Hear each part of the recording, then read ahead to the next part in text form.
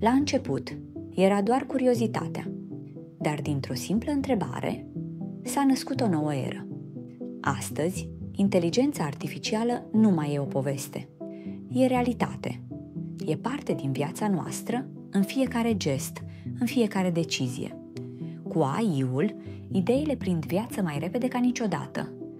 El nu ne înlocuiește, ne amplifică imaginația, ne arată cât de departe putem merge atunci când visăm împreună cu el. În orașe, în școli, în spitale, AI-ul devine puntea dintre oameni și posibilități. Un aliat tăcut care învață, se adaptează și ne ajută să evoluăm. Viitorul nu e despre oameni sau mașini, e despre echipe, despre cum lucrăm împreună. Inteligența artificială nu e doar un instrument, e oglinda viitorului. Iar viitorul e în mâinile noastre.